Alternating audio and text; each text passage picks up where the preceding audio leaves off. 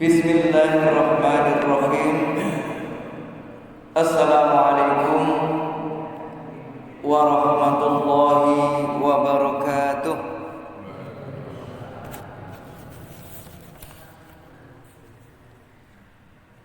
Alhamdulillah, nahmaduhu wa nasta'inuhu wa nastaghfiruh wa na'udzu billahi min shururi anfusina wa min sayyiati a'malina may yahdihillahu fala mudilla lahu wa man yudlil fala hadiya lahu. Ashhadu an la ilaha illallah wahdahu la syarika lahu wa ashhadu anna Muhammadan abduhu wa rasuluh la nabiyya ba'dah. Allahumma shalli wa sallim wa barik ala Muhammad wa ala alihi wa ashabihi wa man tabi'ahum bi ihsan ila yaumiddin, amma ba'd. Qala Allah ta'ala fi kitabihil karim, a'udzu billahi minasy syaithanir rajim. Ya ayyuhalladzina amanu taqullaha haqqa tuqatih wa la tamutunna illa wa antum muslimun.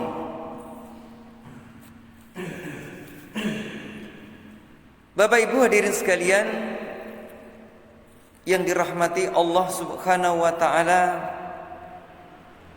alhamdulillah, puji syukur kehadirat Allah Subhanahu wa taala atas segala nikmat-Nya yang telah diberikan kepada kita semua. Di antaranya nikmat iman, nikmat Islam, nikmat kesehatan, serta nikmat kelonggaran waktu yang diberikan kepada kita semua, sehingga kita bisa memanfaatkan untuk beribadah, untuk menuntut ilmu, hadir dalam majelis taklim pada malam hari ini. Mudah-mudahan amalan panjenengan semua diterima oleh Allah, dicatat sebagai amal salih maqbulah. Amin, amin, amin ya rabbal alamin. Salawat dan salam semoga senantiasa Allah limpahkan kepada uswah kita Rasulullah Muhammad sallallahu alaihi wasallam, keluarganya, para sahabatnya, para tabi'in, para tabi'it tabi'in, dan juga kepada siapa saja yang istiqomah di dalam melaksanakan sunnah-sunnah Rasulullah Muhammad sallallahu alaihi wasallam.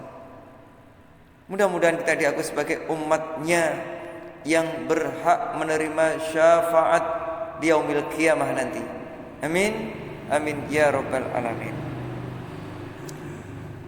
Ma'asyiral muslimin rahimani wa rahimakumullah, kita lanjutkan kajian kita. Kita masih membahas terkait dengan asyirku fil uluhiyah wa anwa'uha. Syirik uluhiyah dan macam-macamnya. Di antaranya yang sudah kita bahas kemarin adalah, yang pertama adalah asyirku ta'ah. Asyirku ta'ah yakni ta'atul ulama wal ubad, yakni adalah syirik ketaatan kepada ulama dan para ahli ibadah yang menyelisih kitab Allah, yakni Al-Quran dan sunnah as-sahihah. Kemudian juga sudah kita bahas tentang asyirku ta'ah, ta'atus sadat wal kubara fima yukhalliful kitab was sunnah as-sahihah, yakni adalah ketaatan kepada para pemimpin para petinggi, para pembesar-pembesar yang menyelisih Al-Quran dan Sunnah As-Sahihah.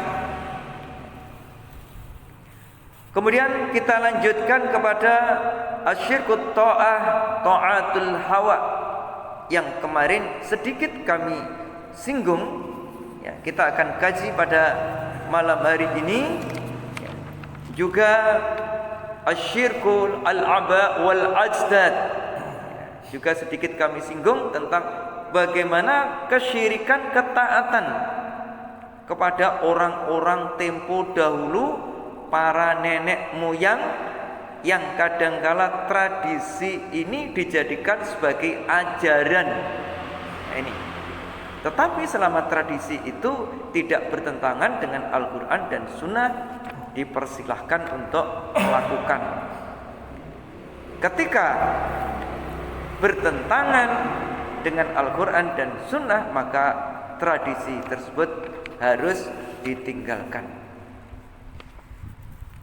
Bapak Ibu hadirin sekalian yang dirahmati Allah Subhanahu wa taala, kita lanjutkan. Wa minasyirki ta'atul hawa, dan termasuk syirik uluhiyah, ya, di dalam ketaatan, yakni ketaatan ta'atul hawa, taat kepada hawa nafsu, memperturutkan hawa nafsu. Apa hawa nafsu itu? Hawa nafsu itu adalah keinginan atau dorongan hati yang kuat untuk melakukan perbuatan yang tidak baik, perbuatan yang terlarang secara syariat, atau melakukan perbuatan maksiat. Ya. Jadi seperti syahwat dan sejenisnya. Jadi ternyata ketika kita memperturutkan hawa nafsu kita, melakukan perbuatan kemaksiatan yang bertentangan dengan syariat Islam, kemudian kita melaksanakan karena kita menyukai dan menganggap hal tersebut adalah baik, maka hawa nafsu itu akan menjadikan agamanya dan menjadikan ideologinya. Allah Subhanahu wa taala mengingatkan kita di dalam surat Al-Jathiyah ayat 23. Allah berfirman, afara'aita man ittakhadha ilahahu hawahu wa adallahu Allahu ala ilmin wa khatama ala sam'ihi wa qalbihi wa ja'ala ala basarihi ghishawatan faman yahdihi min ba'dillah afala tadhakkarun.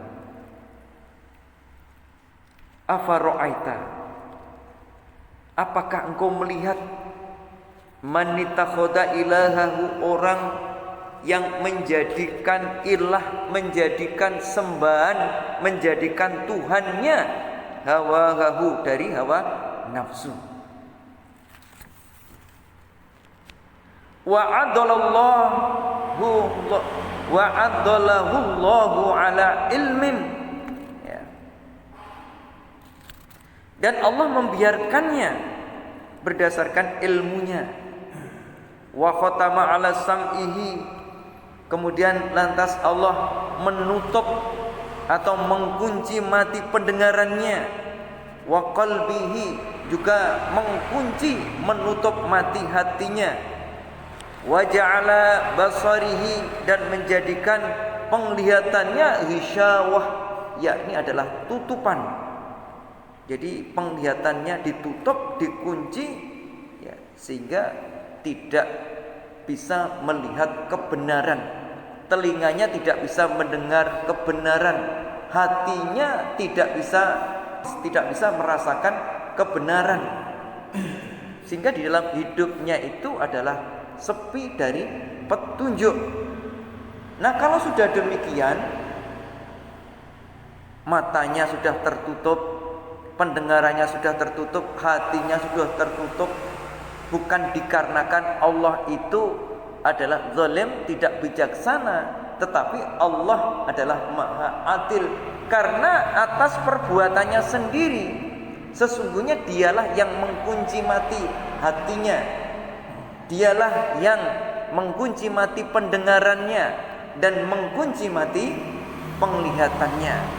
Maka kalau sudah demikian itu petunjuk sulit untuk masuk.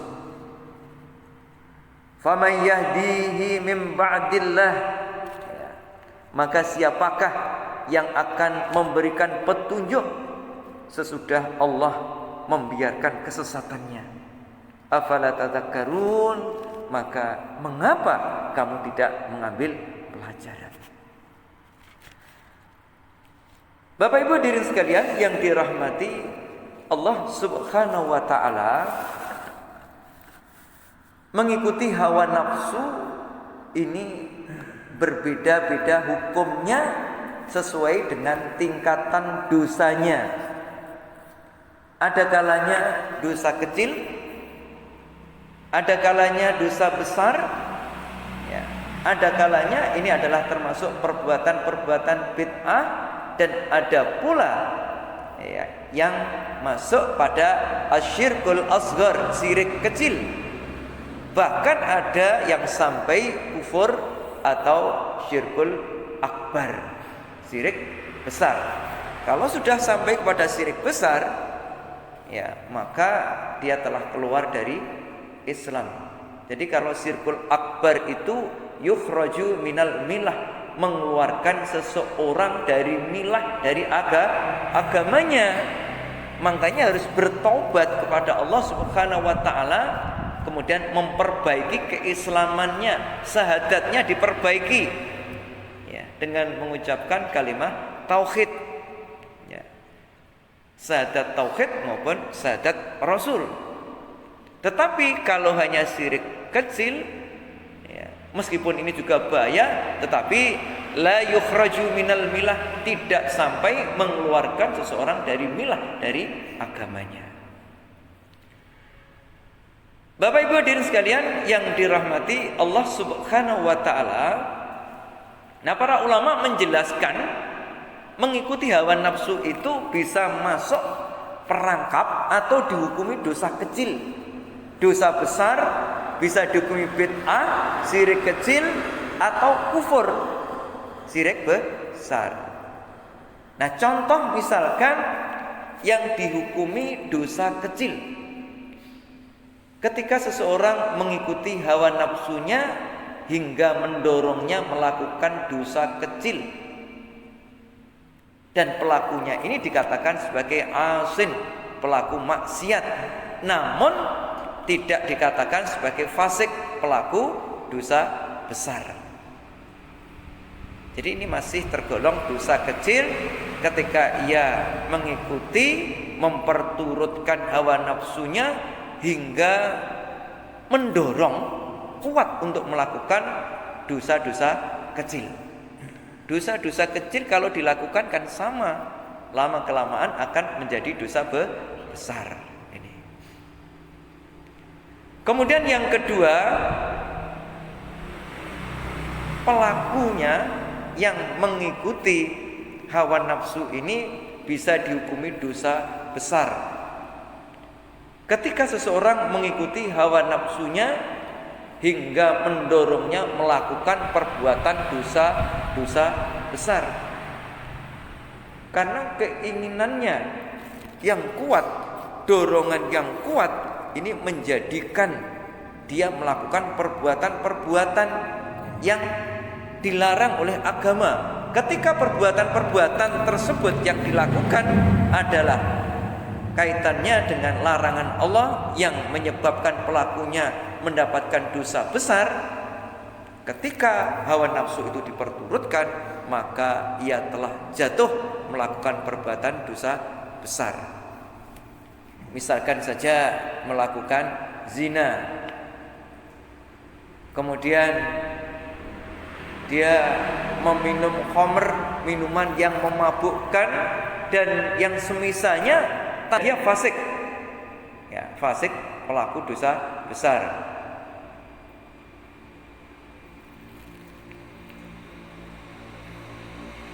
Bapak Ibu hadirin sekalian yang dirahmati Allah Subhanahu wa taala. Kemudian yang ketiga, dihukumi bid'ah. Ketika seseorang mengikuti hawa nafsunya hingga mendorongnya melakukan dosa bid'ah ghairu mukaffirah, tapi tidak sampai mengeluarkan pelakunya dari Islam, dan ia disebut sebagai mubtadi, pelaku bid'ah. Jadi orang yang melakukan perbuatan bid'ah yang menambah-nambah urusan agama, ya, ini adalah termasuk mendapatkan suatu dosa, ya, mendapatkan suatu dosa, tetapi tidak sampai kepada dosa yang mengeluarkan pelakunya dari Islam. Ini. Dan amalan yang dilakukan oleh orang-orang mubtadi ini, pelaku bid'ah ini adalah sia-sia, tidak diterima oleh Allah Subhanahu wa taala. Di dalam hadis Rasulullah sallallahu alaihi wasallam bersabda, "Man amila amalan laisa amruna fahuwa raddun." Barang siapa mengamalkan sesuatu, ya, yang tidak ada syariatnya, bukan yang atas perintahku, fahuwa raddun, maka amalannya tertolak. Siapa yang mengamalkan amalan yang tidak ada perintah dariku, ya, fahuwa raddun ay mardudun, maka tidak akan diterima amalannya. Mungkin di hadapan manusia dianggap baik, ya, di hadapan manusia dianggap baik, tetapi kalau di hadapan Allah itu terlarang, ya, maka jangan kita melakukan. Di dalam urusan agama, dalam urusan ibadah, maka kita membutuhkan dalil. Ada enggak keterangan dari Allah maupun dari Rasulnya? Ketika tidak ada, tidak kita laksanakan. Ini berbeda dengan perkara muamalah fid dunya, ya. Dalam urusan keduniaan, hukum asalnya adalah boleh, silahkan melakukan apa saja selama tidak ada larangan. Ketika sudah ada larangan harus berhenti. Misalkan pengen makan apa saja silahkan, selama tidak ada larangan. Ketika sudah ada larangan, misalkan makan daging khinzir, daging babi, maka seketika itu kita tidak boleh untuk melakukan atau makan daging babi. Karena ini sekarang ini kan sudah ada yang secara terang-terangan menjual daging babi atau sate babi.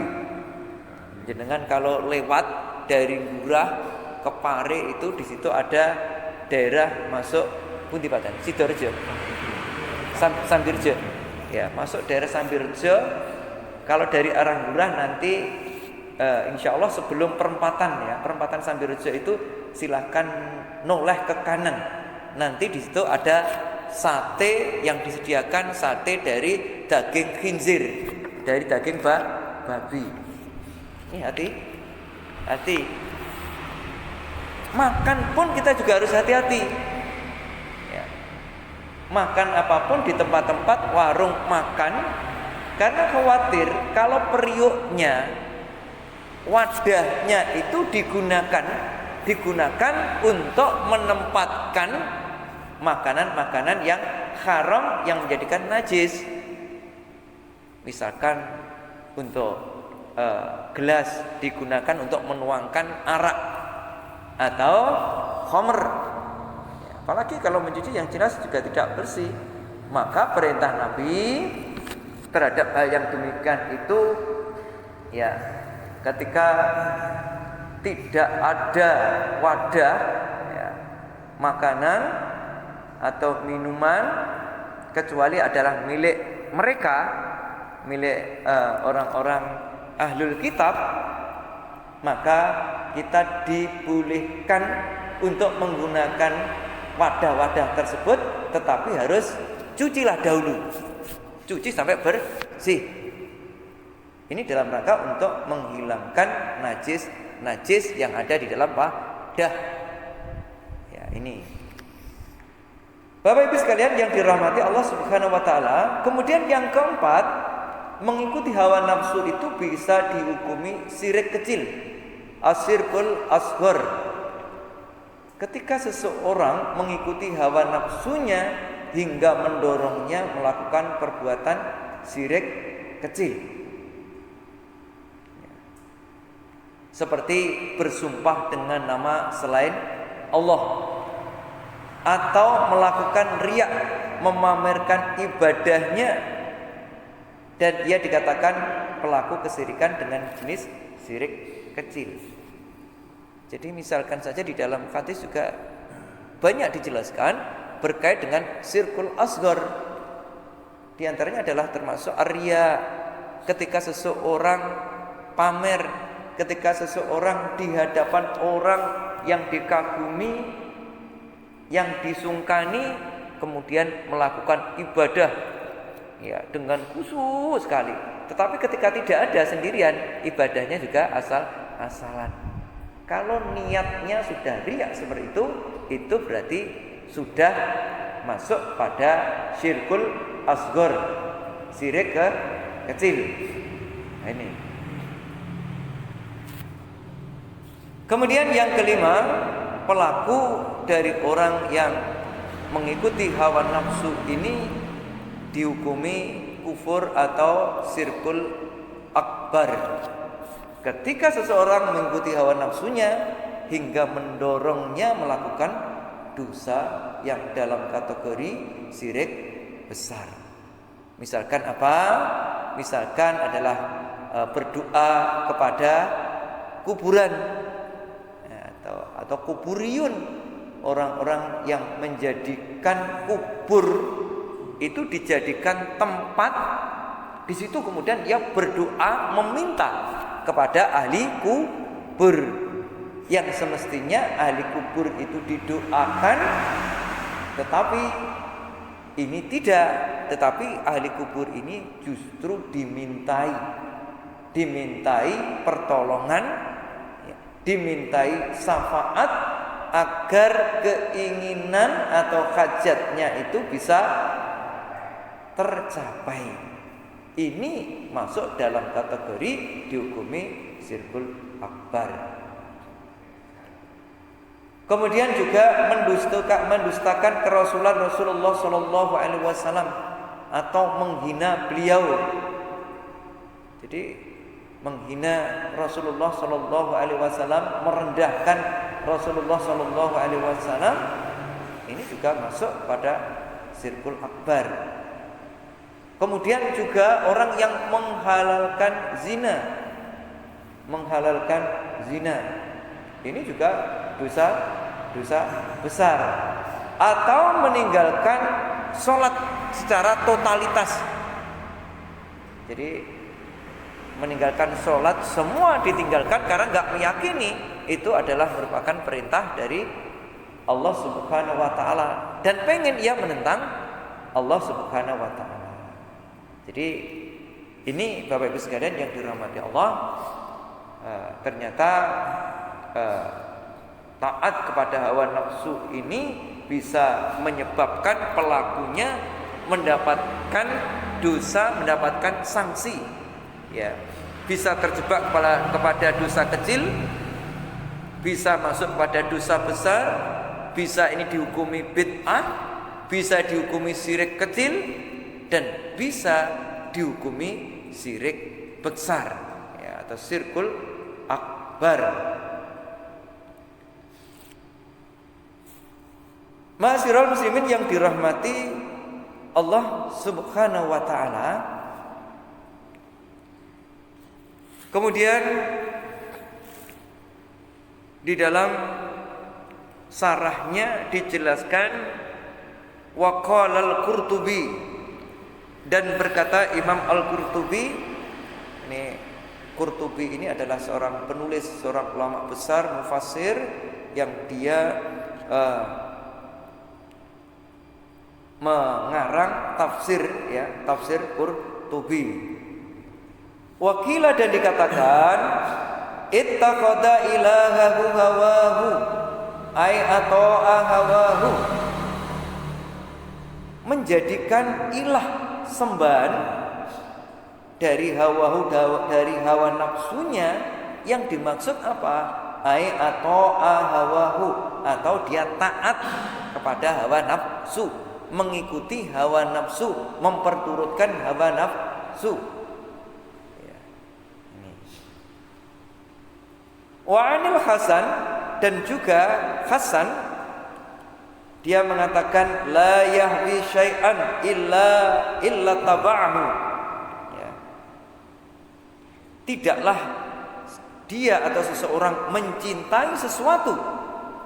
Jadi kalau seseorang sudah mencintai sesuatu, illa ittaba'ahu, kecuali ia pasti akan mengikutinya, ya. Jadi seseorang kalau mencintai sesuatu, dia itu pasti akan ngikut apa yang sudah ia cintai tersebut.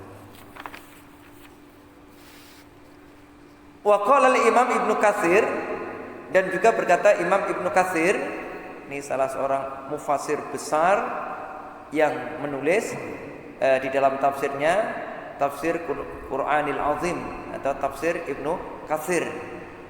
Beliau mengatakan man ittakhadha ilahahu hawahu ay bima istakhsana min say'in wara'ahu hasanan fi hawa nafsihi kana dinahu wa madhabahu. Ini tafsir Ibnu Katsir di juz 3, ini halaman 331. Nah, Ibnu Katsir mengatakan siapa yang menjadikan ilah, menjadikan Tuhan-Tuhan atau sembahan dari apa? Hawahu, dari hawa nafsu. Jadi dia menyembah hawa nafsu, memperturutkan hawa nafsu. Artinya bima istaksana min syai'in wa ra'ahu hasanan. Maksudnya apa? Dengan apa-apa yang ia menyukai sesuatu, kemudian ia melihat itu baik. Baik fi hawa nafsihi, di dalam hawa nafsunya. Jadi menurut Ibnu Katsir itu, orang yang menjadikan sembahan dari hawa nafsunya itu adalah apa-apa yang ia menyukai sesuatu tersebut dan ia memandang itu adalah baik. Baik di dalam menurut hawa nafsunya, bukan baik menurut Al-Quran dan Sunnah, tapi menurut hawa nafsunya. Kalau sudah demikian, apa? Kalau sudah demikian itu, sebagaimana dikatakan Ibnu Katsir, kana dinahu wa madhabahu, maka dia, hawa nafsunya itu menjadi agamanya. Jadi hawa nafsunya itu menjadi agamanya, wa madhabahu, dan menjadi ideologi atau kepercayaannya. Sehingga agamanya itu adalah agama hawa nafsu, karena hawa nafsu diperturutkan, hawa nafsu ditaati.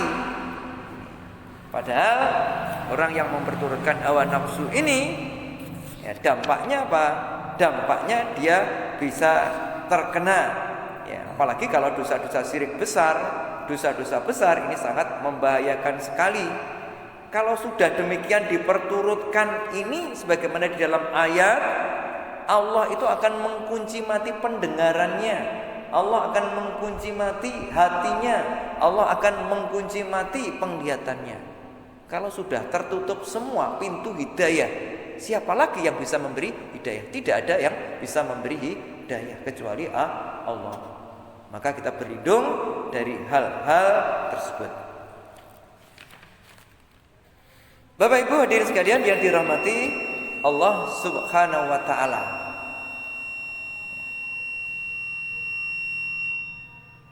sudah masuk Isya ya. Jadi ini tadi satu karena pembahasannya ini memang butuh penjelasan agar kita faham ya, faham berkait dengan syirik ketaatan kepada hawa nafsu ya. Nah, mudah-mudahan apa yang kita kaji ya pada malam hari ini semakin menambah kefahaman kita terhadap agama kita, dan kita berlindung kepada Allah dari perbuatan-perbuatan yang bisa menjadikan kita mendapatkan dosa, apakah dosa kecil maupun dosa besar. Demikian Bapak Ibu sekalian yang dirahmati Allah, kajian kita pada malam hari ini semoga semakin menambah wawasan kita di dalam beragama. Panjenengan beruntung sekali karena ketika orang menghadiri majelis ini, bagi orang yang ngerti ilmunya, malaikat itu hadir. Malaikat itu mendoakan, Allahumma gfir lahu li fulan, ya Allah ampuni dosa-dosa si fulan ini. Allahumma arhamhu li fulan, ya Allah ampuni, ya Allah rahmati ya si fulan ini. Allahumma tub alaih, ya Allah terima tobatnya si fulan. Ini didoakan malaikat, malaikat hadir di tengah-tengah kita bagi orang yang ngerti. Tetapi bagi orang yang tidak ngerti, menganggap kajian seperti ini adalah sesuatu yang buang-buang energi saja. Maka beruntung bagi orang yang menyadari akan keilmuannya. Kadang ada kesombongan. Wah, ilmuku wis cukup, nggih ngaji. Itu berarti sudah aba wastakbar, berarti sudah sombong. Sombong itu sifat daripada setan atau iblis. Ini harus dihilangkan sifat-sifat seperti itu. Kita itu senantiasa kurang, maka banyak belajar menuntut ilmu untuk bekal akhirat kita nanti. Mudah-mudahan Allah menyelamatkan kita di dunia dan di akhirat. Amin. Nasrun minallah wa fathun qarib wa basyiril mu'minin. Subhanakallahumma wa bihamdika asyhadu an la ilaha illa anta astaghfiruka wa atubu ilaik. Walhamdulillahirabbil alamin.